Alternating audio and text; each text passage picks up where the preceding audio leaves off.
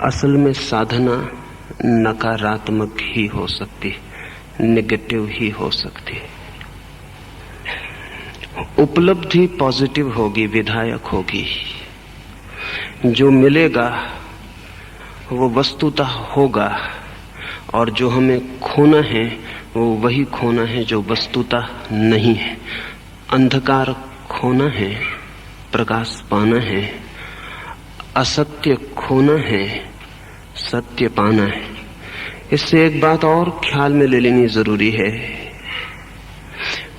कि नकारात्मक शब्द इस बात की खबर देते हैं कि अहिंसा हमारा स्वभाव है, उसे पाया नहीं जा सकता, वो है ही। हिंसा पाई गई है, वो हमारा स्वभाव नहीं है, वो अर्जित है, अचीव्ड है। हिंसक बनने के लिए हमें कुछ करना पड़ा है। हिंसा हमारी उपलब्धि, हमने उसे खोजा है, हमने उसे निर्मित किया है। अहिंसा हमारी उपलब्धि नहीं हो सकती। सिर्फ हिंसा ना हो जाए तो जो शेष बचेगा वो अहिंसा होगी। इसलिए साधना नकारात्मक है। वो जो हमने पा लिया है और जो पाने योग्य नहीं है उसे खो देना है। जैसे कोई आदमी स्वभाव से हिंसक नहीं है, हो नहीं सकता, क्योंकि कोई भी दुख को चाह नहीं सकता, और हिंसा सिवाय दुख के कहीं भी नहीं ले जाती है। हिंसा एक्सीडेंट है, संयोगिक है, वह हमारे जीवन की धारा नहीं है। इसलिए जो हिंसक है वो भी 24 घंटे हिंसक नहीं हो सकता। अहिंसक 24 घंटे अहिंसक हो सकता है, हिंसक 24 घंटे हिंसक नहीं हो सकता। उसे भी किसी वर्तुल के भीतर अहिंसक ही होना पड़ता है।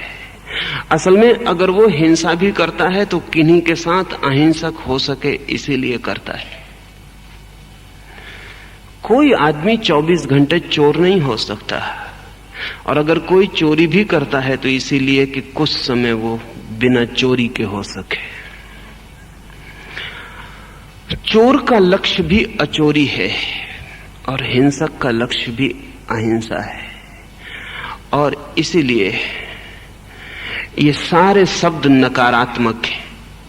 धर्म की भाषा में 2 शब्द विधायक हैं, बाकी सब शब्द नकारात्मक हैं। उन दोनों को मैंने चर्चा से छोड़ दिया है।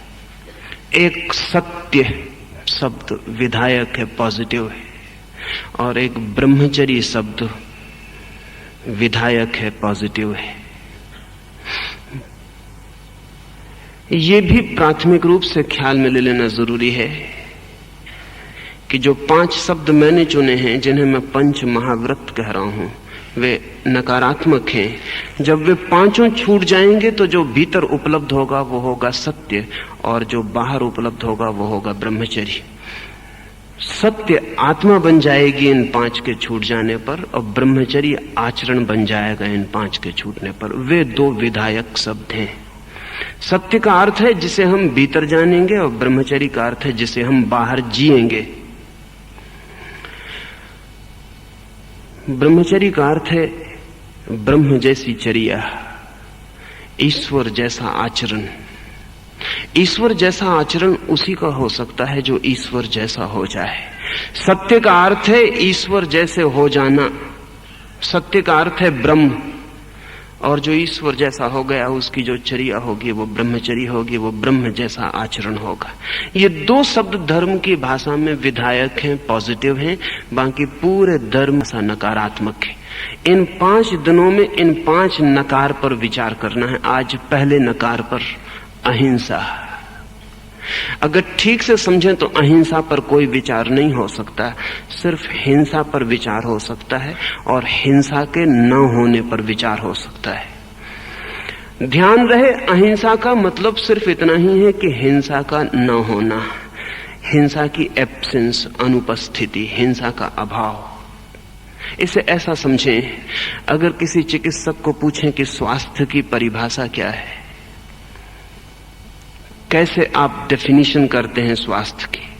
तो दुनिया में स्वास्थ्य के बहुत से विज्ञान विकसित हुए हैं, लेकिन कोई भी स्वास्थ्य की परिभाषा नहीं करता। अगर आप पूछें कि स्वास्थ्य की परिभाषा क्या है, तो चिकित्सक कहेगा जहां बीमारी ना हो। लेकिन ये बीमारी की बात हुई, ये स्वास्थ्य की बात ना हुई, ये बीमारी का न होना हुआ। बीमारी की परिभाषा हो सकती है, डेफिनेशन हो सकती है कि बीमारी क्या है, लेकिन स्वास्थ्य की कोई परिभाषा नहीं हो सकती कि स्वास्थ्य क्या है। इतना ही ज्यादा से ज्यादा हम कह सकते हैं कि जब कोई बीमार नहीं है तो वो स्वस्थ है। धर्म परम स्वास्थ्य है, इसलिए धर्म की कोई परिभाषा नहीं हो सकती, सब परिभाषा अधर्म की है। इन 5 दिनों में हम धर्म पर विचार नहीं करेंगे, अधर्म पर विचार करेंगे।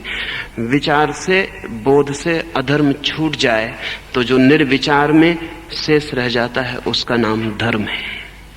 इसलिए जहां जहां धर्म पर चर्चा होती है वहां व्यर्थ चर्चा होती। चर्चा सिर्फ अधर्म की ही हो सकती, चर्चा धर्म की हो नहीं सकती। चर्चा बीमारी की ही हो सकती है, चर्चा स्वास्थ्य की नहीं हो सकती। स्वास्थ्य को जाना जा सकता है, स्वास्थ्य को जिया जा सकता है, स्वस्थ हुआ जा सकता है, चर्चा नहीं हो सकती।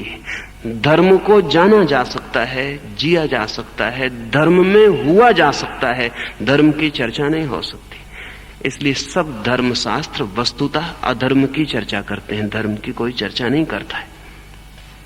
पहली अधर्म की चर्चा हम करें हिंसा, और जो जो हिंसक हैं उनके लिए पहला व्रत है।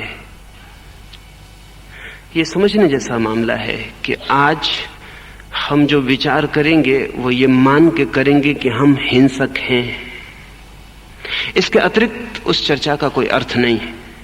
ऐसे भी हम हिंसक हैं, हमारे हिंसा होने में भेद हो सकते हैं, और हिंसा की इतनी परतें हैं और इतनी सूक्ष्मताएं हैं कि कई बार ऐसा भी हो सकता है कि जिसे हम अहिंसा समझ रहे और कह रहे वो सिर्फ हिंसा का बहुत सूक्ष्म रूप हो, और ऐसा भी हो सकता है कि जिसे हम हिंसा कह रहे वो भी अहिंसा का बहुत स्थूल रूप हो। जिंदगी बहुत जटिल है। उदाहरण के लिए गांधी की अहिंसा को मैं हिंसा का सूक्ष्म रूप कहता हूं, और कृष्ण की हिंसा को अहिंसा का स्थूल रूप कहता हूं। उसकी हम चर्चा करेंगे तो ख्याल में आ सकेगा। हिंसक को ही विचार करना जरूरी है अहिंसा पर।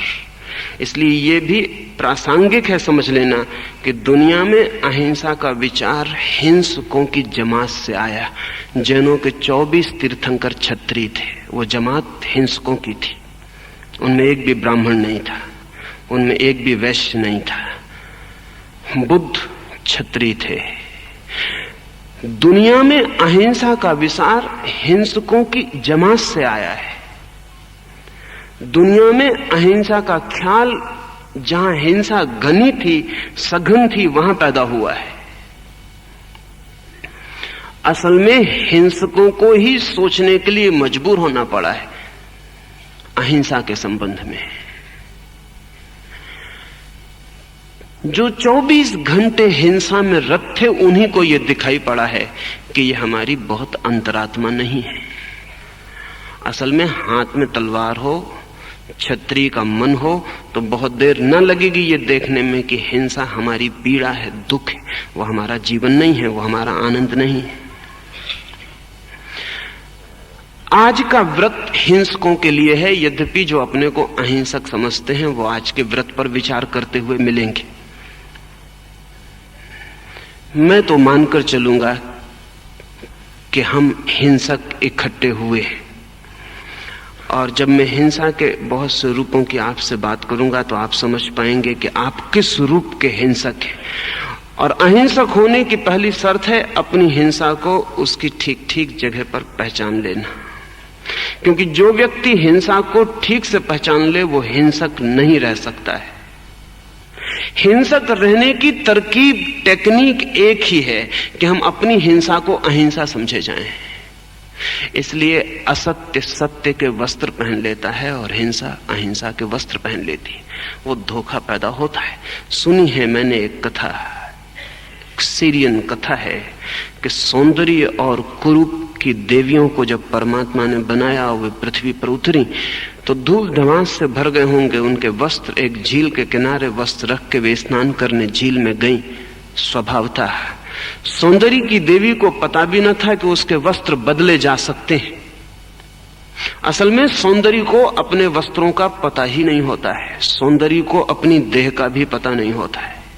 सिर्फ कुरूपता को देह का बोध होता है, सिर्फ कुरूपता को वस्त्रों की चिंता होती है, क्योंकि कुरूपता वस्त्रों और देह की व्यवस्था से अपने को छिपाने का उपाय करती है। सौंदर्य की देवी झील में दूर स्नान करते निकल गई और तभी कुरूपता की देवी को मौका मिला, वो बाहर आई। उसने सौंदर्य की देवी के कपड़े पहने और चलती बनी।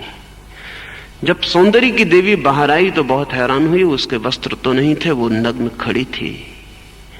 गांव के लोग जगने शुरू हो गए और राह चलने लगी थी और कुरूपता की देवी उसके वस्त्र लेकर भाग गई थी, तो मजबूरी में उसे कुरूपता के वस्त्र पहन लेने पड़े।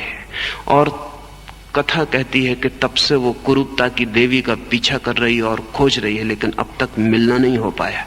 कुरूपता अब भी सौंदर्य के वस्त्र पहने हुए है और सौंदर्य की देवी अभी भी मजबूरी में कुरूपता के वस्त्रों को ओढ़े हुए है।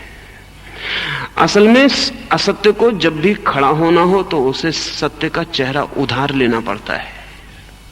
असत्य को भी खड़ा होना हो तो उसे सत्य का ढंग अंगीकार करना पड़ता है। हिंसा को भी खड़े होने के लिए अहिंसा बनना पड़ता है।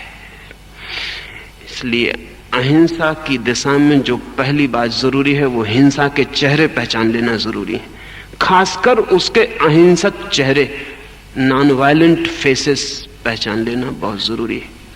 हिंसा सीधा धोखा किसी को भी नहीं दे सकती है। दुनिया में कोई भी पाप सीधा धोखा देने में असमर्थ है। पाप को भी पुण्य की आड़ में ही धोखा देना पड़ता है। ये पुण्य के गुण गौरव की कथा है। इससे पता चलता है कि पाप भी अगर जीतता है तो पुण्य का चेहरा लगाकर ही जीतता है। जीतता सदा पुण्य ही है, चाहे पाप के ऊपर चेहरा बन के जीतता हो और चाहे खुद की अंतरात्मा बन के जीतता हो। पाप कभी जीतता नहीं, पाप अपने में हारा हुआ है। हिंसा जीत नहीं सकती, लेकिन दुनिया से हिंसा मिटती नहीं, क्योंकि हमने हिंसा के बहुत से अहिंसक चेहरे खोज निकाले। तो पहले हम हिंसा के चेहरों को समझने की कोशिश करें। हिंसा का सबसे पहला रूप, सबसे पहली डायमेंशन, उसका जो पहला आयाम है वो बहुत गहरा है, वहीं से पकड़े। सबसे पहली हिंसा दूसरे को दूसरा मानने से शुरू होती। To conceive the other as the other. जैसे ही मैं कहता हूं आप दूसरे हैं, मैं आपके प्रति हिंसक हो गया। असल में दूसरे के प्रति अहिंसक होना असंभव है। हम सिर्फ अपने प्रति ही अहिंसक हो सकते हैं, ऐसा स्वभाव है। हम सिर्फ अपने प्रति ही अहिंसक हो सकते हैं। हम दूसरे के प्रति अहिंसक हो ही नहीं सकते, होने की बात ही नहीं उठती, क्योंकि दूसरे को दूसरा स्वीकार कर लेने में ही हिंसा शुरू हो गई। बहुत सूक्ष्म है, बहुत गहरी है। शास्त्र का वचन है द अदर इज हेल। वो जो दूसरा है वो नरक है। शास्त्र के इस वचन से मैं थोड़ी दूर तक राजी हूं। उसकी समझ गहरी, वो ठीक कह रहा है कि दूसरा नरक है, लेकिन उसकी समझ अधूरी भी है। दूसरा नरक नहीं है, दूसरे को दूसरा समझने में नरक है। इसलिए जो भी स्वर्ग के थोड़े से क्षण हमें मिलते हैं वो तब मिलते हैं जब हम दूसरे को अपना समझते हैं, उसे हम प्रेम कहते हैं। अगर मैं किसी को किसी क्षण में अपना समझता हूं तो उसी क्षण में मेरे और उसके बीच जो धारा बहती है वो अहिंसा की है, हिंसा की नहीं रह जाती। किसी क्षण में दूसरे को अपना समझने का क्षण ही प्रेम का क्षण है।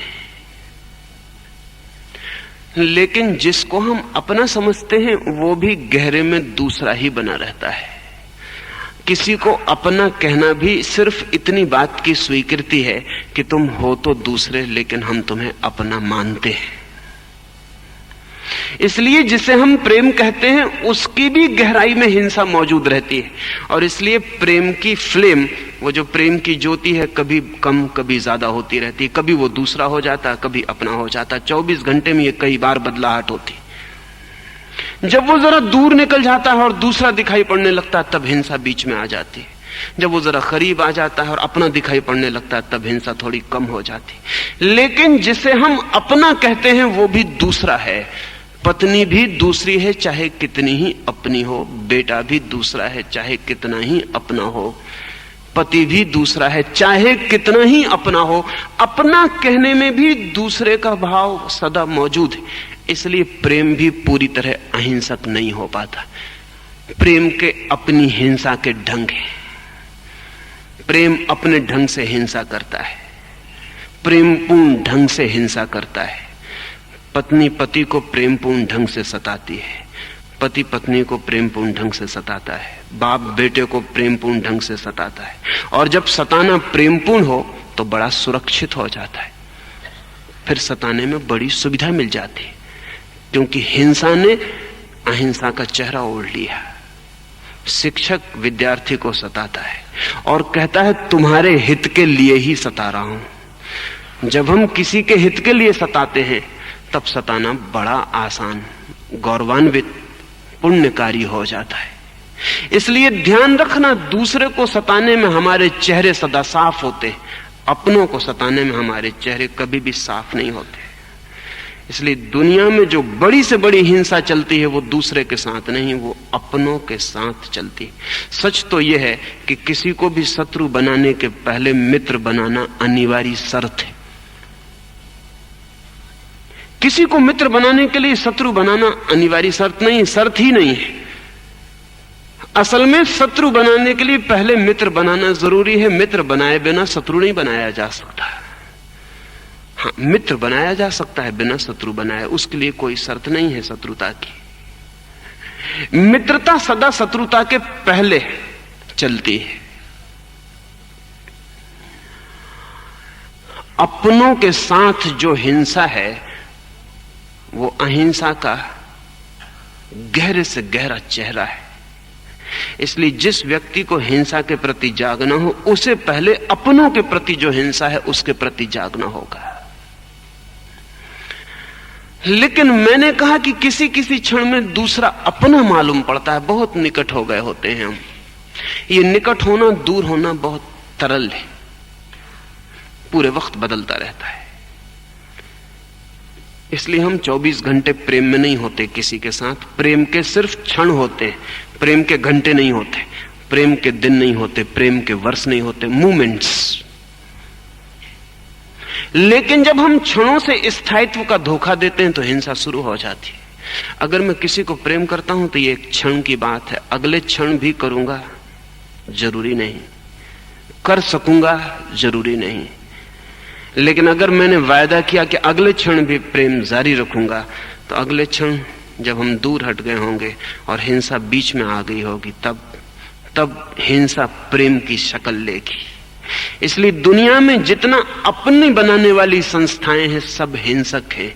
परिवार से ज्यादा हिंसा और किसी संस्था ने नहीं की है, लेकिन उसकी हिंसा बड़ी सूक्ष्म है। इसलिए अगर सन्यासी को परिवार छोड़ देना पड़ा तो उसका कारण था सूक्ष्मतम हिंसा के बाहर हो जाना, और कोई कारण नहीं था, और कोई भी कारण नहीं था। सिर्फ एक ही कारण था कि हिंसा का सूक्ष्मतम जाल है जो अपने कहने वाले कर रहे हैं। उनसे लड़ना भी मुश्किल है क्योंकि वे हमारे हित में ही कर रहे हैं। परिवार का ही फैला हुआ बड़ा रूप समाज, इसलिए समाज ने जितनी हिंसा की है उसका हिसाब लगाना कठिन है। सच तो यह है कि समाज ने करीब करीब व्यक्ति को मार डाला है। इसलिए ध्यान रहे, जब आप समाज के सदस्य की हैसियत से किसी के साथ व्यवहार करते हैं तब आप हिंसक होते हैं। अगर आप जैन की तरह किसी व्यक्ति से व्यवहार करते हैं तो आप हिंसक हैं, हिंदू की तरह व्यवहार करते हैं तो आप हिंसक हैं। मुसलमान की तरह व्यवहार करते हैं तो आप हिंसक हैं, क्योंकि अब आप व्यक्ति की तरह व्यवहार नहीं कर रहे, अब आप समाज की तरह व्यवहार कर रहे हैं। और अभी व्यक्ति ही अहिंसक नहीं हो पाया तो समाज के अहिंसक होने की संभावना तो बहुत दूर है। समाज तो अहिंसक हो ही नहीं सकता। इसलिए दुनिया में जो बड़ी हिंसाएं हैं वो व्यक्तियों ने नहीं की हैं, वो समाजों ने की हैं। अगर एक मुसलमान को हम कहें कि इस मंदिर में आग लगा दो, तो अकेला मुसलमान व्यक्ति की हैसियत से 25 बार सोचेगा, क्योंकि हिंसा बहुत साफ दिखाई पड़ रही है। लेकिन 10,000 मुसलमानों की भीड़ में उसको खड़ा कर दें तब वो एक बार नहीं सोचेगा, क्योंकि 10,000 की भीड़ एक समाज। अब हिंसा साफ नहीं रह गई, बल्कि अब यह हो सकता है कि वो धर्म के हित में ही मंदिर में आग लगा दे। ठीक यही मस्जिद के साथ हिंदू कर सकता है, ठीक यही सारे दुनिया के समाज एक दूसरे के साथ कर रहे हैं। समाज का मतलब है अपनों की भीड़, और दुनिया में तब तक हिंसा मिटानी मुश्किल है जब तक हम अपनों की भीड़ बनाने की जिद बंद नहीं करते। अपनों की भीड़ का मतलब है कि यह भीड़ सदा परायों की भीड़ के खिलाफ खड़ी होगी। इसलिए दुनिया के सब संगठन हिंसात्मक होते हैं, दुनिया का कोई संगठन अहिंसात्मक नहीं हो सकता। संभावना नहीं है, अभी शायद करोड़ों वर्ष लग जाएं, जब पूरा मनुष्य रूपांतरित हो जाए तो शायद कभी अहिंसात्मक लोगों का भी कोई मिलन हो सके। अभी तो सब मिलन हिंसात्मक लोगों के हैं, चाहे परिवार हो। परिवार दूसरे लोगों के खिलाफ खड़ी की गई इकाई। परिवार बायोलॉजिकल यूनिट है, जैविक इकाई है, दूसरी जैविक इकाइयों के खिलाफ। समाज दूसरे समाजों के खिलाफ सामाजिक इकाई है, राज्य दूसरे राज्यों के खिलाफ राजनीतिक इकाई है। ये सब इकाइयां हिंसा की हैं। मनुष्य उस दिन अहिंसक होगा जिस दिन मनुष्य निपट व्यक्ति होने को राजी। इसलिए महावीर को जैन नहीं कहा जा सकता, और जो कहते हो वो महावीर के साथ अन्याय करते हैं। महावीर किसी समाज के हिस्से नहीं हो सकते। कृष्ण को हिंदू नहीं कहा जा सकता, और जीसस को ईसाई कहना निपट पागलपन है। ये व्यक्ति हैं, इनकी इकाई ये खुद है, ये किसी दूसरी इकाई के साथ जुड़ने को राजी नहीं है। सन्यास समस्त इकाइयों के साथ जुड़ने से इंकार है। असल में सन्यास इस बात की खबर है कि समाज हिंसा है, और समाज के साथ खड़े होने में हिंसक होना ही पड़ेगा। अपनों का चेहरा हिंसा का सूक्ष्मतम रूप है। इसलिए प्रेम जिसे हम कहते हैं वो भी अहिंसा नहीं बन पाता। अपना जिसे कहते हैं वो भी मैं नहीं हूं, वो भी दूसरा है। अहिंसा उस क्षण शुरू होगी जिस दिन दूसरा नहीं है, द अदर इज नॉट। ये नहीं कि वो अपना है, वो है ही नहीं। लेकिन ये क्या बात है कि दूसरा दूसरा दिखाई पड़ता है? होगा ही दूसरा तभी दिखाई पड़ता है? नहीं, जैसा दिखाई पड़ता है वैसा हो ही ऐसा जरूरी नहीं है।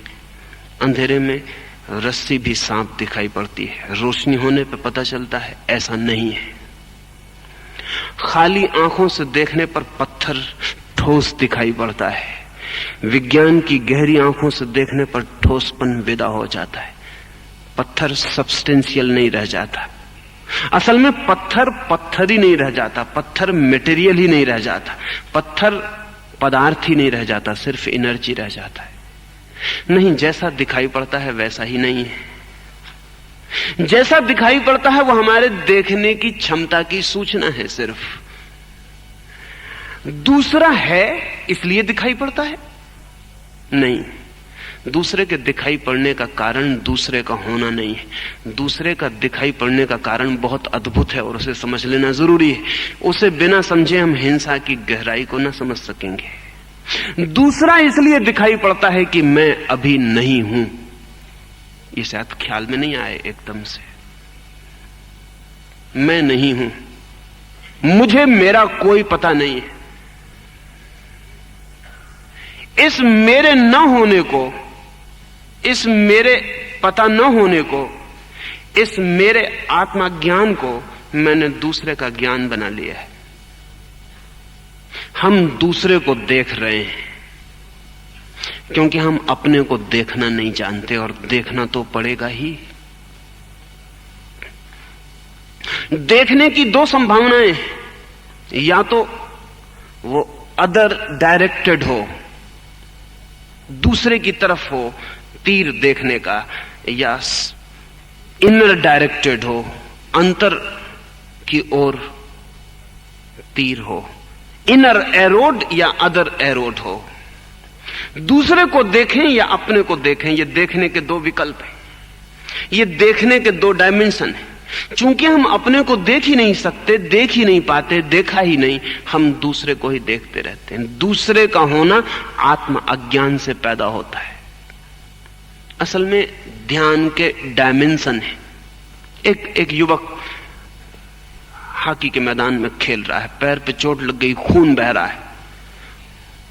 हजारों दर्शकों को दिखाई पड़ रहा है कि पैर से खून बह रहा है, सिर्फ उसे पता नहीं है क्या हो गया है उसको।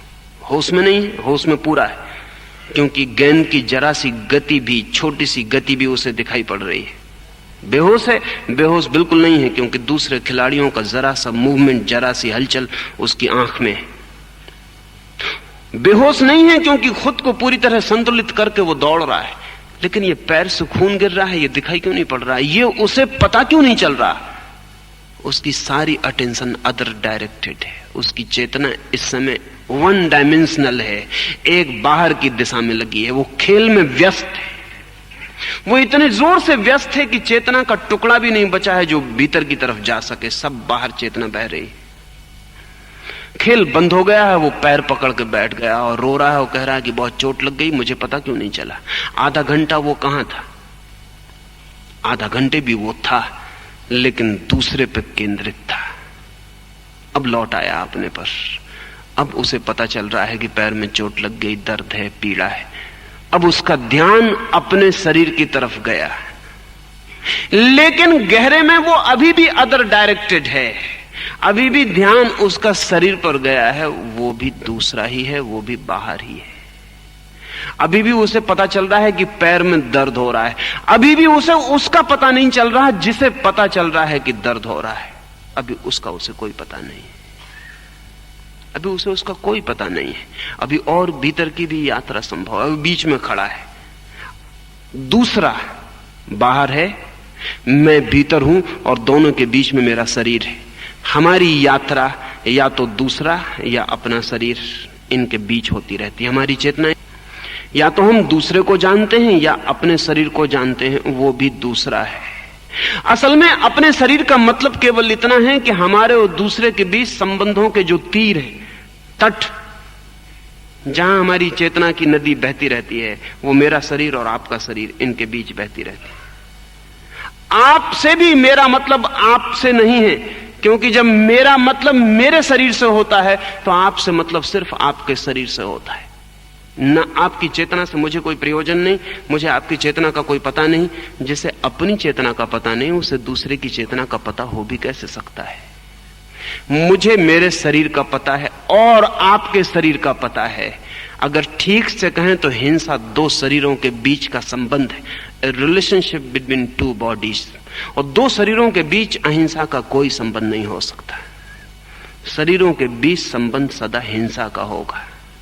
अच्छी हिंसा का हो सकता है, बुरी हिंसा का हो सकता है, खतरनाक हिंसा का हो सकता है, गैर खतरनाक हिंसा का हो सकता है, लेकिन तय करना मुश्किल है कि खतरा कब गैर प्रेम से किसी को छाती से दबा रहा है, बिल्कुल गैर खतरनाक हिंसा है। असल में दूसरे के शरीर को दबाने का सुख ले रहा है, लेकिन और थोड़ा बढ़ जाए और जोर से दबाए तो घबराहट शुरू हो जाएगी। छोड़े ही ना और जोर से दबाए और सांसें घुटने लगे तो जो प्रेम था वो तत्काल घृणा बन जाएगा, हिंसा बन जाएगा। ऐसे प्रेमी हैं जिनको हम सैडिस्ट कहते हैं, जिनको हम परपीड़क कहते हैं। वो जब तक दूसरे को सता न लें तब तक उनका प्रेम पूरा नहीं होता। वैसे हम सब प्रेम में एक दूसरे को थोड़ा सताते हैं। जिसको हम चुंबन कहते हैं वो सताने का एक ढंग, लेकिन धीमा, माइल्ड। हिंसा उसमें पूरी है लेकिन बहुत धीमी। लेकिन थोड़ा और बढ़ जाए, काटना शुरू हो तो हिंसा थोड़ी बढ़ी, कुछ प्रेमी काटते भी हैं, लेकिन तब तक भी चलेगा, लेकिन फिर फाड़ना चीरना शुरू हो जाए। जिन्होंने प्रेम के शास्त्र लिखा है उन्होंने नखदंश भी प्रेम की एक व्यवस्था दी है कि नखून से प्रेमी को दंश पहुंचाना, वो भी प्रेम है। हिंदुस्तान में तो हिंदुस्तान के जो काम शास्त्र के ज्ञाता हैं वो कहते हैं जब तक प्रेमी को नाखून से खुरेचो ना तब तक उसके भीतर प्रेम ही पैदा नहीं होता। लेकिन नाखून से खुरेचना तो फिर एक औजार लेके खुरेचने में हर्ज क्या है? वो बढ़ सकता है, वो बढ़ जाता है, क्योंकि जब नाखून से खुरेचना रोज की आदत बन जाएगी तो फिर रस खो जाएगा, फिर एक हथियार रखना पड़ेगा। जिस आदमी के नाम पर सैडिज्म शब्द बना, दी सादे के नाम पर, वो आदमी अपने साथ एक कोड़ा भी रखता था, एक कांटा भी रखता था 5 अंगुलियों वाला, पत्थर भी रखता था, और भी प्रेम के कई साधन अपने बैग में रखता था। और जब किसी को प्रेम करता तो दरवाजे लगा के ताले बंद करके बस कोड़ा निकाल लेता। पहले वो दूसरे के शरीर को पीटता, जब उसकी प्रेसी का सारा शरीर कोड़ों से लहूलुहान हो जाता तब वो कांटे चुभाता। ये सब प्रेम था। ये आप कहेंगे ये अपना वाला प्रेम नहीं, बस ये सिर्फ थोड़ा आगे गया। The difference is only of degrees. इसमें कोई ज्यादा क्वालिटेटिव कोई फर्क नहीं है, कोई गुणात्मक फर्क नहीं है, क्वांटिटेटिव परिमाण का, मात्रा का फर्क है। असल में दूसरे के शरीर से हमारे जो भी संबंध हैं वो कम या ज्यादा हिंसा के होंगे, इससे ज्यादा कोई फर्क नहीं पड़ता। कई प्रेमियों ने अपनी प्रेसियों की गर्दन दबा डाली है, प्रेम के क्षण में मार ही डाला है। उन पर मुकदमे चले, अदालतें नहीं समझ पाई कि ये कैसा प्रेम है, लेकिन अदालतों को समझना चाहिए ये थोड़ा आगे बढ़ गया प्रेम है, ये संबंध जरा घनिष्ठ हो गया। वैसे सभी प्रेमी एक दूसरे की गर्दन दबाते हैं, कोई हाथ से दबाता है, कोई मन से दबाता है, कोई और तरकीबें से दबाते हैं, लेकिन प्रेमी को दबाना हमारा ढंग रहा है। कम ज्यादा की बात दूसरी है। दो शरीरों के बीच में जो संबंध है वो चाहे छुरा मारने का हो और चाहे चुंबन का और आलिंगन का हो, उसमें बुनियादी फर्क नहीं है, उसमें मूलतः फर्क नहीं है। ये जान के आपको हैरानी होगी कि दूसरे के शरीर में छुरा भोंकने में कुछ लोगों को जो आनंद आता है, क्या कभी आपने ख्याल किया कि उसका ख्याल सेक्सुअल पेनिट्रेशन से ही पैदा हुआ है? दूसरे के शरीर में छुरा भोंकने का जो रस है या दूसरे के शरीर को गोली मार देने का जो रस है, क्या वो यौन परवर्सन से पैदा नहीं हुआ है? असल में यौन का सुख भी दूसरे के शरीर में प्रवेश का सुख है। अगर किसी आदमी का दिमाग थोड़ा विकृत हो गया तो वो प्रवेश के दूसरे रास्ते खोज सकता है। विकृत कहें या इन्वेंटिव कहें, आविष्कारक हो गया। वो कह सकता है कि दूसरे के शरीर में यौन की दृष्टि से प्रवेश तो जानवर भी करते हैं, इसमें आदमी की क्या खूबी? आदमी और भी तरकीबें खोजता है जिनसे वो दूसरे के शरीर में प्रवेश कर जाए। जो गहरे में खोजते हैं वे कहते हैं दूसरे की हत्या का सुख परवर्टेड सेक्स है। वे कहते हैं कि दूसरे को मार डालने का रस, दूसरे में प्रवेश का रस है। कभी कभी छोटे बच्चों को आपने ख्याल किया, अगर चलता हुआ कीड़ा है तो उसको तोड़ के देखेंगे, फूल मिलेगा तो उसको फाड़ के देखेंगे। क्या आप सोच सकते हैं कि किसी आदमी को दूसरे आदमी को फाड़ के देखने में वही जिज्ञासा काम कर रही है? क्या आप कह सकते हैं कि विज्ञान भी बहुत गहरे में वायलेंस है, चीजों को फाड़ के देखने की चेष्टा है? लेकिन स्वीकृत है। अगर आप मेंढक को मार रहे हैं बाहर तो लोग कहेंगे बुरा कर रहे हैं, लेकिन लेबोरेटरी की टेबल पर मेंढक को काट रहे हैं तो कोई बुरा नहीं कहेगा। लेकिन हो सकता है ये काटने वाला जो रस ले रहा है वो वही रस है। अभी बहुत देर है कि हम वैज्ञानिक के चित्त को ठीक से समझ पाएं, अन्यथा हमें पता चलेगा कि उसने अपनी हिंसा की वृत्ति को वैज्ञानिक रुख दे दिया है जो स्वीकृत रुख है। और हम हिंसा की वृत्ति को बहुत रुख दे सकते हैं। कभी हमने यज्ञ का रुख दे दिया था, वो रिलीजियस ढंग था हिंसा का। किसी आदमी को किसी जानवर को काटना है काटने में बुराई है, पाप है, तो फिर काटने को पुण्य बना लिया जाए। तो हम यज्ञ में काटें, देवता की वेदी पर काटें तो पुण्य हो जाएगा। काटने का मजा लेना है, लेकिन जानते हैं कि देवता की कोई वेदी नहीं है। अब हम जानते हैं कि कोई यज्ञ की वेदी नहीं है जहां काटा जा सके, और अगर काटना है तो ईमानदारी से यह कह के काटो कि मुझे काटना है। इसमें देवता को क्यों फंसाते हो, इसमें भगवान को क्यों बीच में लाते हो। रामकृष्ण की जिंदगी में एक उल्लेख है कि एक आदमी रामकृष्ण के पास निरंतर आता था। हर वर्ष काली के उत्सव पर वो सैकड़ों बकरे कटवाता था। फिर बकरे कटने बंद हो गए, फिर उस आदमी ने जलसा मनाना बंद कर दिया। फिर 2 वर्ष बीत गए, रामकृष्ण के पास बहुत दिन नहीं आया। फिर आया एक दिन, रामकृष्ण ने कहा कि क्या काली की भक्ति छोड़ दी, अब बकरे नहीं कटवाते। उसने कहा अब दांत ही ना रहे, अब बकरे कटवाने से क्या फायदा। तो रामकृष्ण ने कहा क्या तुम दांतों की वजह से बकरे कटवाते थे। उन्होंने कहा तो जब दांत गिरे तब मुझे पता चला कि अब मुझे कोई रस ना रहा। ऐसे मांस खाने में कठिनाई पड़ती है, काली के आड़ले के खाना आसान हो जाता है। लेकिन पुरानी वेदियां गिर गई धर्म की।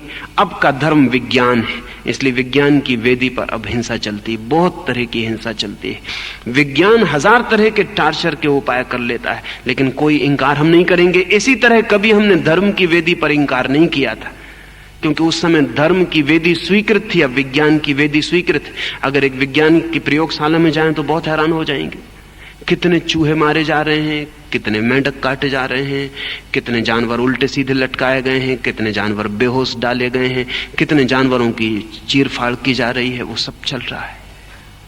लेकिन वैज्ञानिक को बिल्कुल पक्का ख्याल है कि वो हिंसा नहीं कर रहा, उसका ख्याल है कि वो आदमी के लिए सुख खोजने के लिए कर रहा है। बस तब हिंसा ने अहिंसा का चेहरा ओढ़ लिया। अब चलेगा। जब आप अब किसी को प्रेम करते हैं तो अब ख्याल करना कि आपके भीतर की हिंसा प्रेम की शक्ल तो नहीं बन जाती। अगर बन जाती है तो वो खतरनाक से खतरनाक शक्ल है, क्योंकि उसका स्मरण आना बहुत मुश्किल है। हम समझते रहेंगे हम प्रेम ही कर रहे हैं।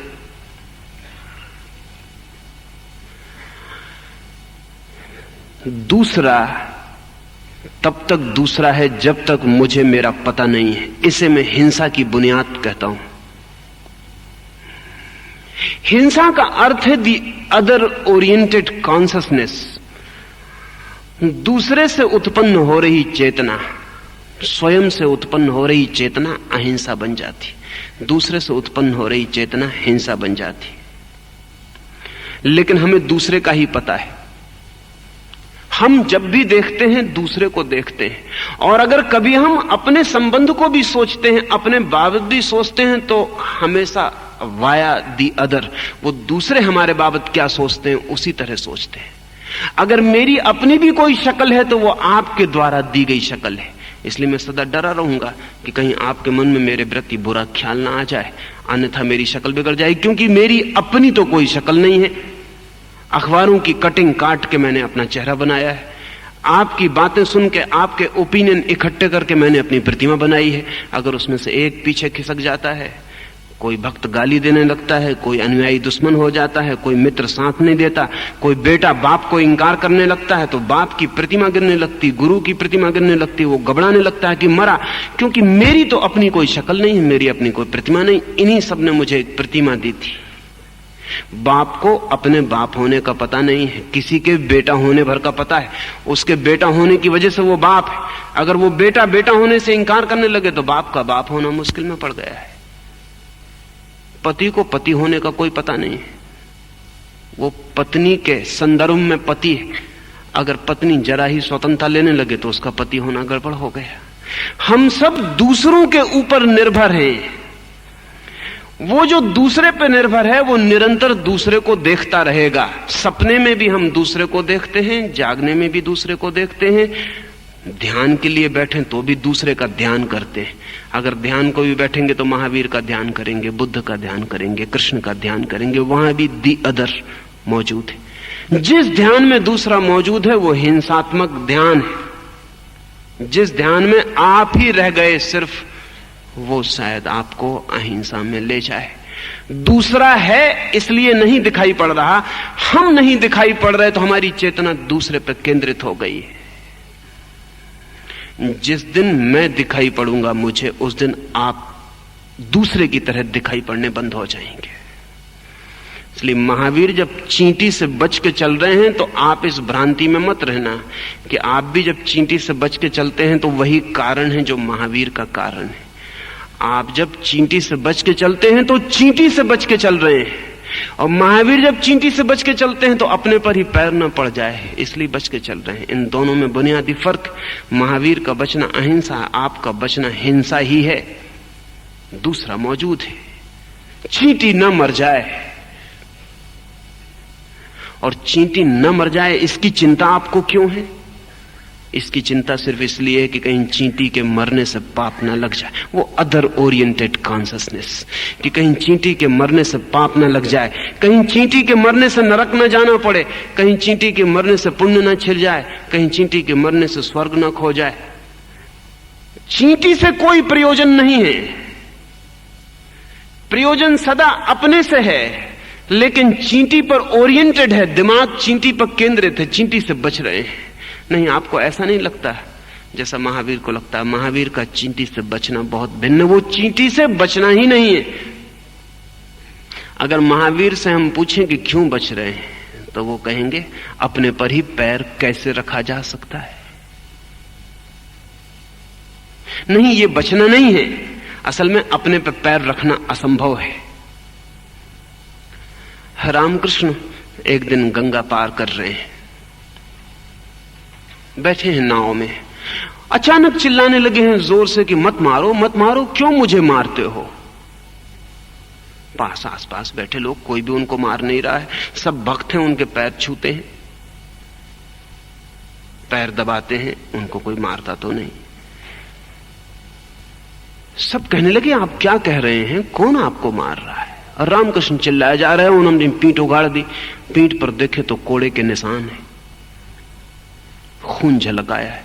बहुत घबरा गए। रामकृष्ण ने कहा कि ये क्या हो गया, किसने मारा? रामकृष्ण ने कहा वो देखो वो मुझे मार रहे हैं, उस किनारे पर मल्लाह एक आदमी को मार रहे हैं कोड़ों से, और उसकी पीठ पर जो निशान बने हैं वो रामकृष्ण की पीठ पर भी बन गए, ठीक वही निशान। और जब तट पर उतर कर भीड़ लग गई और दोनों के निशान देखे गए तो तय करना मुश्किल हो गया कि कोड़े किसको मारे गए, ओरिजिनल कौन है। रामकृष्ण को चोट ज्यादा पहुंची है मल्लाह से, निशान वही है, चोट ज्यादा है, क्योंकि मल्लाह तो विरोध भी कर रहा होगा भीतर से। रामकृष्ण ने पूरा स्वीकार ही कर लिया, चोट ज्यादा गहरी हो गई। लेकिन रामकृष्ण के मुंह से जो शब्द निकला कि मुझे मत मारो, ये इसका मतलब समझते हैं? एक शब्द है हमारे पास सिंपैथी, सहानुभूति। ये सहानुभूति नहीं है, सहानुभूति हिंसक के मन में होती। वो कहता मत मारो उसे, दूसरे को मत मारो। सहानुभूति का मतलब है कि मुझे दया आती, लेकिन दया सदा दूसरे पर आ रही है। ये सहानुभूति नहीं है, ये समानुभूति है, एम्पैथी है, सिंपैथी नहीं है। यहां रामकृष्ण ये नहीं कह रहे कि उसे मत मारो, रामकृष्ण कह रहे हैं मुझे मत मारो।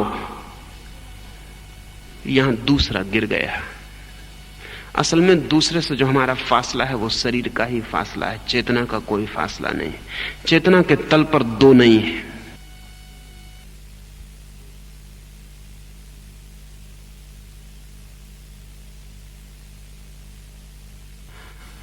हम दूसरे को बचाएं तो वो अहिंसा नहीं हो सकती।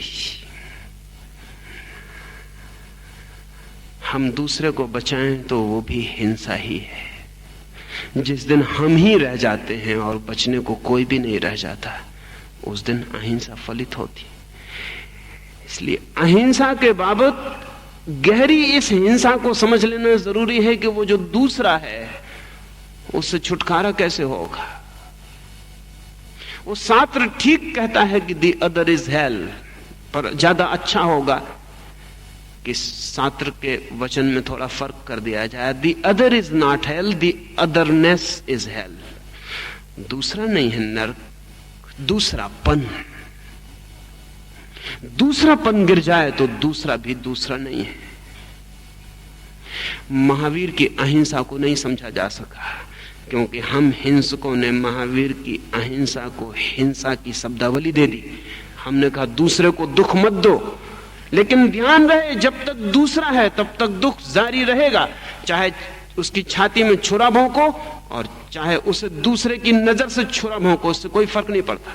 क्या आपको ख्याल है आप कमरे में अकेले बैठे हो और कोई भीतर आ जाए तो आप वही नहीं रह जाते जो आप अकेले थे, क्योंकि दूसरे ने आके हिंसा शुरू कर दी। उसकी आंख, उसकी मौजूदगी आपको मार नहीं रहा, आपको चोट नहीं पहुंचा रहा, बहुत अच्छी बातें कर रहा है, कह रहा है कि आप कुशल तो हैं, लेकिन उसका देखना, जैसे ही दूसरा भीतर आता है, he has made you the other. जैसे ही कोई कमरे में भीतर आया उसने आपको भी दूसरा बना दिया, हिंसा शुरू हो गई। अब उसकी आंख, उसका निरीक्षण, उसका देखना, उसका बैठना, उसका होना, उसकी प्रेजेंस हिंसा है। अब आप डर गए, क्योंकि हम सिर्फ हिंसा से डर जाते हैं। अब आप भयभीत हो गए, अब आप संभल के बैठ गए। आप अपने बाथरूम में और तरह के आदमी होते हैं, आप अपने बैठक खाने में और तरह के आदमी हो जाते हैं, क्योंकि बैठक खाने में हिंसा की संभावना है। बैठक खाना वो जगह है जहां हम दूसरों की हिंसा को झेलते हैं, जहां हम दूसरों का स्वागत करते हैं, जहां हम दूसरों को निमंत्रित करते हैं। अहिंसात्मक ढंग से हमने बैठक खाना सजाया है, इसलिए बैठक खाना हम खूब सजाते हैं कि दूसरे की हिंसा कम से कम हो जाए। वो सजावट दूसरे की हिंसा को कम कर दे, इसलिए बैठक खाने के चेहरे हमारे मुस्कुराते होते हैं, क्योंकि मुस्कुराहट दूसरे की हिंसा के खिलाफ आरक्षण है। अच्छे शब्द बोलते हैं बैठक खाने में, शिष्टाचार बरतते हैं, सभ्यता बरतते हैं। ये सब इंतजाम है, ये सब सिक्योरिटी और सेफ्टी मेजर्स हैं कि दूसरे के आदमी की हिंसा को थोड़ा कम करो। अगर आप भी गाली देंगे तो दूसरे की हिंसा को प्रबल होने का मौका मिलेगा। आप कहते हैं कि बड़ी कृपा कि आप आए, अतिथि तो भगवान है, विराजिए, तो उस दूसरे की हिंसा को आप कम कर रहे हैं। अब उसे हिंसक होने में कठिनाई पड़ेगी, दूसरा भी आपकी हिंसा को कम कर रहा है। इसलिए जब दो आदमी पहली दफे मिलते हैं तब उनके बीच बड़ा शिष्टाचार होता है।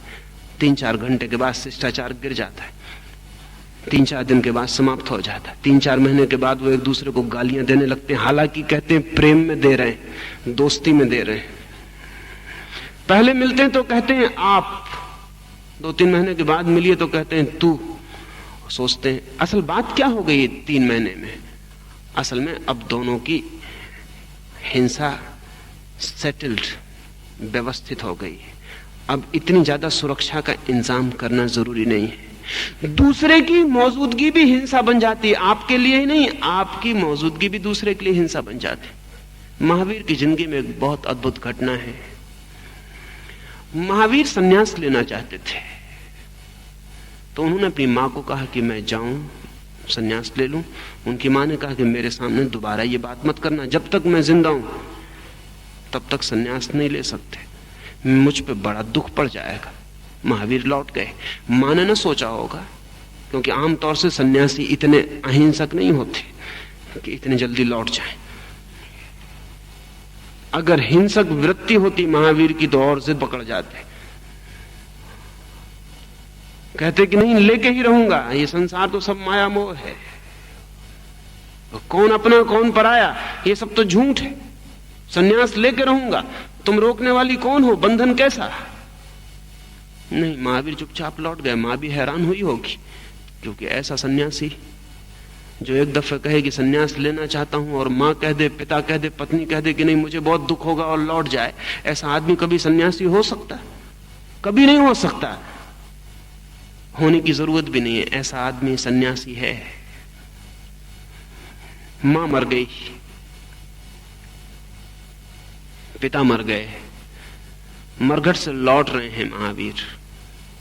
अपने बड़े भाई से कहा कि बात हुई थी माता पिता से, तो वो बोले थे कि जब तक वे हैं तब तक सन्यास न लूं, उन्हें दुख होगा। अब सन्यास ले सकता हूं। घर लौट रहे हैं मरघट से। भाई ने कहा तुम पागल हो गए हो, मां चली गई, पिता चले गए, हम अनाथ हो गए और तुम भी छोड़ के चले जाओगे, ऐसा दुख मैं न सह सकूंगा। महावीर चुप हो गए। फिर उन्होंने दोबारा बात ना उठाई सन्यास की। बड़े अजीब सन्यासी रहे होंगे। इतना भी दुख दूसरे को पहुंचे ये भी अर्थहीन मालूम हुआ होगा। और ऐसे मोक्ष को भी लेके क्या करेंगे जिसमें किसी को दुख देकर जाना पड़ता हो। रुक गए। लेकिन एक अजीब घटना घटी उस घर में। ऐसी घटना शायद पृथ्वी पर और कहीं कभी भी नहीं घटी। एक अजीब घटना घटी कि वर्ष 2 वर्ष में घर के लोगों को ऐसा लगने लगा कि महावीर हैं या नहीं, ये संदिग्ध हो गया। थे घर में ही, उठते थे, बैठते थे, आते थे, जाते थे, खाते थे, पीते थे, सोते थे, मगर घर के लोगों को संदेह पैदा होने लगा कि वो हैं या नहीं। उनकी उपस्थिति अनुपस्थिति जैसी हो गई, उनका होना न होने जैसा हो गया। असल में दूसरे के प्रति जो दूसरे का बोध है अगर खो जाए तो दूसरे आदमी की उपस्थिति का पता चलना मुश्किल होने लगेगा। हमें अपनी उपस्थिति का पता करवाना पड़ता है। 1000 ढंग से हम करवाते हैं। अगर घर में पति आता है तो उसकी चाल से खबर करवाता है कि आ गया, उसकी आंख से खबर करवाता है कि मैं हूं और मैं कौन हूं, यह साफ होना चाहिए। शिक्षक क्लास में आता है तो खबर करवा देता, गुरु शिष्यों के बीच में आता है तो सब ढंग सारी व्यवस्था खबर करवा देती कि जानो कि मैं हूं। महावीर अनुपस्थित जैसे हो गए। वे न किसी को देखते न वे किसी को दिखाई पड़ते, ऐसे हो गए। वे चुपचाप कैसे घर में रहने लगे, चुपचाप कैसे गुजरने लगे। वे किसी को बाधा न देते, किसी की बाधा न लेते। वे एक अर्थ में जिसको जीवित मृत्यु कहें उसमें प्रवेश कर गए। घर के लोगों ने एक दिन बैठक की और सबने कहा कि अब उन्हें रोकना फिजूल है, क्योंकि वो है ही नहीं। रोकते किसको हो? हवा को मुट्ठी बांध के रोका जा सकता है, पत्थर को रोका जा सकता है। पत्थर को मुट्ठी बांध के रोका जा सकता है क्योंकि पत्थर है, बहुत मजबूती से है। पत्थर कहता है मैं हूं, लेकिन हवा को मुट्ठी बांध के रोको तो जितनी थी वो भी बाहर निकल जाती है, क्योंकि हवा है ही नहीं, पत्थर के अर्थों में नहीं है।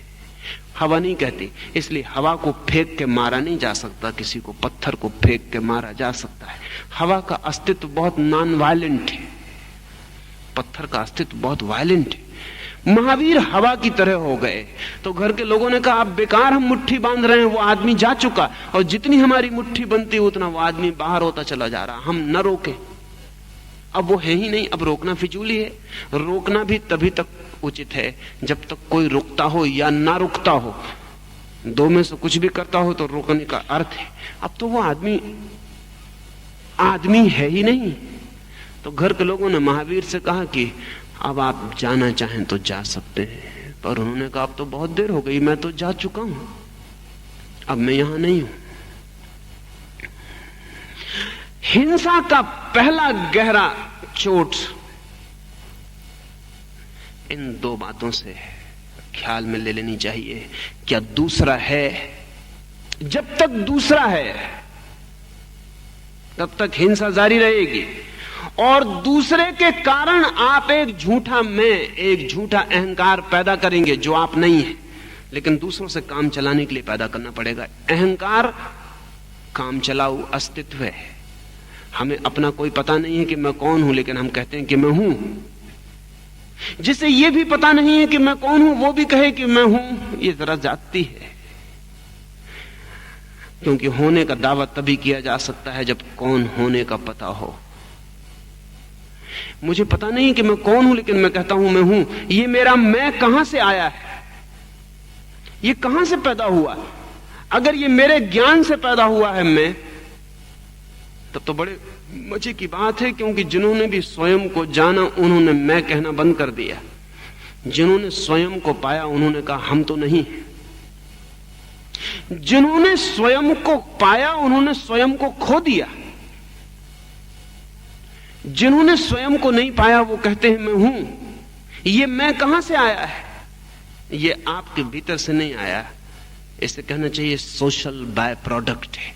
ये समाज ने पैदा करवा दिया। वो जो दूसरे हैं उनके साथ व्यवहार करने के लिए आपको एक शब्द खोज लेना पड़ा है कि मैं हूं। जैसा हमने एक नाम खोज लिया है, बच्चा पैदा होता है बिना नाम के, नेमलेस, फिर हम उसको एक नाम दे देते हैं, राम, कृष्ण, कुछ भी नाम दे देते हैं। वो नाम बच्चे के भीतर से नहीं आता, वो समाज उसे दे देती है। फिर वो जिंदगी भर राम बना रहता है। वो इस शब्द के लिए लड़ेगा, अगर किसी ने गाली दे दी तो लड़ेगा। रामतीर्थ अमेरिका में थे, कुछ लोगों ने गालियां दी तो वो हंसते हुए घर लौटे, और जब लोगों को पता चला, उनके मित्रों को उन्हें गालियां दी गई, तो वो बहुत नाराज हुए। रामतीर्थ को हंसते देखकर उन्होंने पूछा कि आप पागल तो नहीं है, आप हंसते क्यों हैं, गालियां दी गई। रामतीर्थ ने कहा मुझे कोई गाली देता तो मैं कोई जवाब देता। वो लोग राम को गाली दे रहे थे, राम से अपना क्या लेना देना है। इस नाम के बिना भी मैं हो सकता था, दूसरे नाम का भी हो सकता था, तीसरे नाम का भी हो सकता था। कोई ABCD को गाली दे तो इससे लेना देना क्या है। जब वो राम को गाली दे रहे थे तब हम भी भीतर बड़े खुश हो रहे थे कि देखो राम कैसी गालियां पड़ रही, आया मजा। बनोगे राम, गाली पड़ेगी। उन्हीं ने नाम दिया, उन्होंने गालियां दी, हम बाहर थे, नाम भी उनका, गाली भी उनकी, वे खुद ही खेल रहे थे। कुछ लोगों को खेल होता है, कुछ लोग ताश के पत्ते अकेले खेलते हैं, दोनों तरफ से चाल चलते हैं। होना चाहिए उन्हें पागल खाने में, लेकिन होते बहुत बुद्धिमान लोग हैं वे। समाज दोहरी चाल चलती है, नाम भी देती है, गाली भी देती है, प्रशंसा भी देती है, निंदा भी देती है, आदर भी देती है, अपमान भी देती है। दोहरी चाल है समाज की, और उस दोहरी चाल में आदमी बुरी तरह फंसता है। वो दूसरा भी झूठ है, और ये मेरा मैं भी झूठ है। ये दो झूठ एक साथ जिंदा रहते हैं। जिस दिन दूसरा गिरता है उसी दिन मैं गिर जाता है, इधर मैं गिरता उधर दूसरा गिर जाता है। मैं और तू के गिर जाने पर जो शेष रह जाता है वो अहिंसा है। तो जब तक हम कह सकते हैं तू, तब तक हिंसा जारी रहेगी।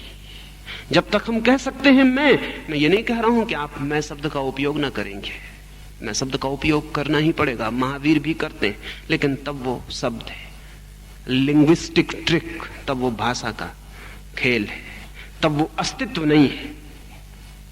तब मैं सिर्फ एक शब्द है जो उपयोगी है। बहुत से शब्द उपयोगी हैं लेकिन अस्तित्व में नहीं है, अस्तित्व से उनका कोई संबंध नहीं है। ध्यान रहे, इस मैं और तू के बीच जो उपद्रव पैदा हुआ है वो हिंसा है। मैं और तू के बीच पैदा हुआ उपद्रव होगा ही। दो झूठ खड़े हैं, दो झूठ के बीच जो भी होगा वो उपद्रव ही हो सकता है। हाँ, ये उपद्रव कभी प्रीतिपूर्ण हो सकता है, कभी अप्रीतिपूर्ण हो सकता है, कभी ये उपद्रव प्रेम बन सकता है, कभी घृणा बन सकता है, ये बात दूसरी है। लेकिन जब तक मैं है और जब तक तू है तब तक हिंसा है। ये हिंसा का पहला और सूक्ष्मतम रूप है। फिर हिंसा के बहुत रूप हैं जो इससे फैलते चले जाते हैं।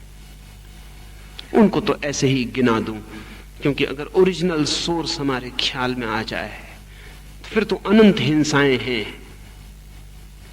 उनका सारा हिसाब लगाना तो बहुत मुश्किल है। अहिंसा तो एक है, हिंसाएं अनंत हैं। हिंसा मल्टी डायमेंशनल है, लेकिन निकलती एक ही झरने से है, वो मैं और तू का झरना, या कहें आत्म अज्ञान का झरना। इसलिए महावीर को कोई अगर पूछे कि अहिंसा क्या है तो वो कहेंगे आत्मज्ञान, हिंसा क्या है तो वो कहेंगे आत्म अज्ञान। अपने को न जानना हिंसा है, ये बड़ी अजीब बात है। हम तो समझते हैं कि दूसरे को दुख न देना हिंसा है, हम तो समझते हैं दूसरे को सुख देना अहिंसा है। लेकिन ध्यान रहे, दूसरे को चाहे सुख दो चाहे दुख दो, हर हालत में दुख ही पहुंचता है। देने की सब आकांक्षाएं व्यर्थ हो जाती हैं, क्योंकि दूसरे को सुख दिया ही नहीं जा सकता। सुख सिर्फ स्वयं को दिया जा सकता है। जिस दिन आप नहीं रह जाते, दूसरा नहीं रह जाते, उस दिन ही आपकी तरफ मुझसे सुख बह सकता है। और जब तक हम आपको सुख देने की मैं कोशिश करता हूं तब तक दुख देता हूं, लेकिन हमें ख्याल में नहीं आता। कभी आपने सोचा है कि जिन जिन को आपने सुख दिया उनको दुख पहुंचा? लोग रोज शिकायत करते हैं कि हम जिसको भी सुख देते हैं वो हमें सुख नहीं लौटाता। आप सुख देते होंगे, पहुंचता दुख है। वो भी सुख देता है, पहुंचता दुख है। बड़ी गलतफहमी होती। जो हम देते हैं वो पहुंचता नहीं, कभी नहीं पहुंचा। इसलिए जितने हम उन पर नाराज होते हैं जो हमें सुख देते हैं, उतने हम उन पर नाराज नहीं होते जो हमें दुख देते हैं। क्योंकि कम से कम लेन देन साफ सुथरा तो होता है कि वो दुख दे रहे हैं। लेकिन जो हमें सुख देने की बात करते हैं और जब दुख पहुंचता है, मैं किसी को प्रेम करने लगूं और कल उससे विवाह कर लूं, तो मैं सब सुख देने की कोशिश करूंगा और दुख पहुंचेगा। किस पति ने किस पत्नी को कब सुख दिया, किस पत्नी ने किस पति को कब सुख दिया। लेकिन शायद मैं समझूंगा कि मैं सुख पहुंचा रहा हूं और दूसरा दुख पहुंचा रहा है। वही भूल हो रही दूसरे को भी, वो भी सोच रहा है कि मैं सुख पहुंचा रहा हूं, दूसरा दुख पहुंचा रहा है। मनुष्य जीवन के सारा अंतर्द्वंद सुख पहुंचाने की कोशिश और दुख पहुंचने की स्थिति से पैदा होता है। पहुंचाते सभी सुख है, पहुंचता सदा दुख है। असल में दूसरे को हम सुख पहुंचा ही नहीं सकते, दूसरे के साथ हम अहिंसक हो ही नहीं सकते। ये इम्पॉसिबिलिटी है, इसका कोई उपाय नहीं है कि हम दूसरे के साथ अहिंसक हो सके। हम दूसरे को फूल भी फेंक के मारेंगे, जब वो लगेगा तो पत्थर हो जाएगा। एक फकीर को सूली दी जा रही थी, लोग उस पर पत्थर फेंक रहे थे, अंगारे फेंक रहे थे। मंसूर लटका था सूली पर और लोग फेंक रहे थे। एक फकीर जुन्नैद नाम का भी उसमें मौजूद था, वो भी एक सूफी संत था। भीड़ बड़ी थी और सभी कुछ ना कुछ फेंक रहे थे। जुन्नैद के मन में दुख तो था कि मंसूर की हत्या ठीक नहीं हो रही, लेकिन इतनी हिम्मत भी ना थी कि कह सके कि ठीक नहीं हो रही। सब लोग कुछ फेंक रहे थे, जुन्नैद कुछ न फेंके तो शायद लोग उसको भी मारे कि तुम ऐसे क्यों खड़े हो। तो जुन्नैद एक फूल फेंक के मारा। सोचा उसने कि मंसूर को लगेगा भी नहीं, मंसूर समझेगा फूल फेंका, भीड़ भी समझेगी कुछ फेंका, खाली हाथ नहीं खड़ा रहा। लेकिन लोगों के पत्थर तो मंसूर झेल गया, जुन्नैद का फूल ना झेल सका। जुन्नैद के फूल के लगते ही मंसूर धाड़ मार के रोने लगा। अब तक हंस रहा था, जुन्नैद तो घबरा गया। जुन्नैद ने कहा, मैंने फूल फेंक के मारा और आप रोते और इतने पत्थर खा गए। मंसूर ने कहा, फूल भी फेंक के मारा ना, मारने से दुख पहुंचता, कोई पत्थर फेंके सीधा लेन देन है, लेकिन फूल मारते भी हो छिपाते भी हो, मारना भी चाहते हो बताना भी नहीं चाहते। चोट गहरी पहुंच गई है जुन्नैद, और ये तो नासमझ थे, इन्हें माफ किया जा सकता था, पर तुम भी मारते हो। पर जुन्नैद ने कहा कि मैंने फूल फेंका है। मंसूर ने कहा, कुछ भी फेंको चोट लग जाती है। असल में फेंकते ही हम तब हैं जब दूसरा है, नहीं तो हम फेंकेंगे कहां। ध्यान रहे, भगवान की मूर्ति पे चढ़ाए गए फूल भी हिंसा हो जाती है, क्योंकि हम दूसरे को स्वीकार कर रहे हैं। भक्त वो नहीं है जिसने भगवान की मूर्ति पर फूल चढ़ाए, भक्त वो है जो खोजने निकला और जिसने भगवान के सिवा कुछ भी न पाया। फूल में भी उसे पाया, पत्थर में भी उसे पाया, चढ़ाने वाले में भी उसे पाया, चढ़ने वाले में भी उसे पाया, और फिर पूछने लगा कि किसको चढ़ाऊं और किसको चढ़ाऊं और किसके लिए चढ़ाऊं और कैसे चढ़ाऊं और कौन चढ़ाए। जब कोई अहिंसा को उपलब्ध होता है तो दूसरा मिट जाता है, और दूसरा कब मिटता है? जब कोई स्वयं को जानता है तब दूसरा मिटता है, उसके पहले नहीं मिटता। फिर हमारी बहुत तरह की हिंसाएं पैदा होती चली जाती हैं। हम चलते हैं तो हिंसा है, हम उठते हैं तो हिंसा है, हम बैठते हैं तो हिंसा है, हम बोलते हैं तो हिंसा है, हम देखते हैं तो हिंसा है। इसलिए इस ख्याल में कोई ना पड़े कि अगर हमने बहुत स्थूल हिंसाएं रोक ली तो कोई फर्क हो जाएगा। कोई आदमी मांसाहार न करे, अच्छा है, ना करे, लेकिन इस भ्रम में न पड़े वो बहुत बुरा है कि अहिंसा हो गई।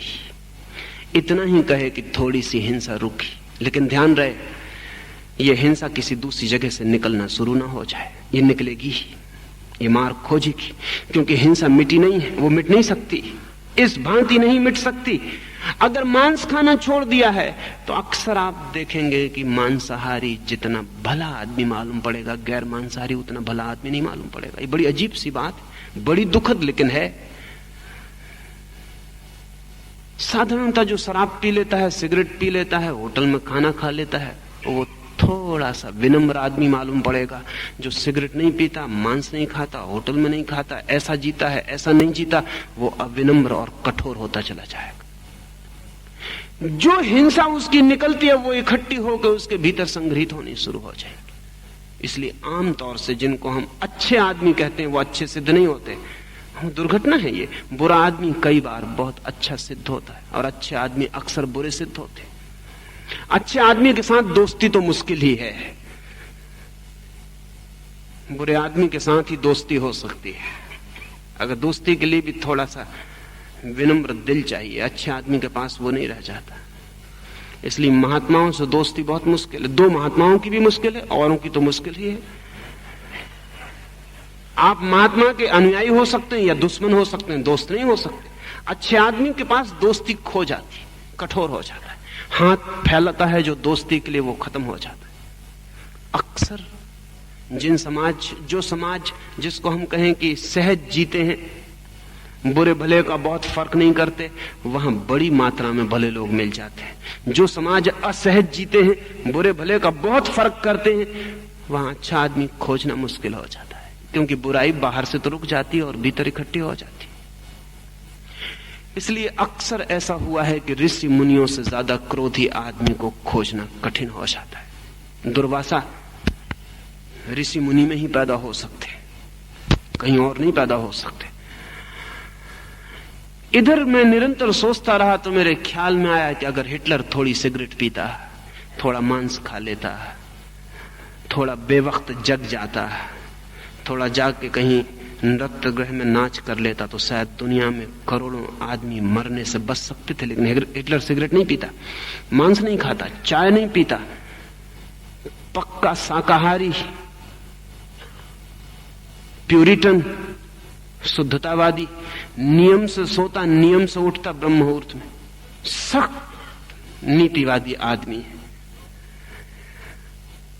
चारों तरफ से सख्त है, सारी शक्ति इकट्ठी हो गई है। कई बार ऐसा लगता है कि थोड़े अच्छे आदमी भी थोड़े से, जिसको इनोसेंट नॉनसेंस कहें, निर्दोष बेवकूफियां कहें, ऐसे थोड़े से काम करें तो विनम्र और सरल हो जाते हैं। लेकिन अच्छे आदमी सदा ही अच्छा करने की इतनी चेष्टा करते हैं। अच्छा होना बहुत दूसरी बात है, अच्छा करना बहुत दूसरी बात है। अच्छा करने से कोई कभी अच्छा नहीं होता, अच्छा होने से अच्छा करना निकल सकता है, वो बहुत दूसरी बात है।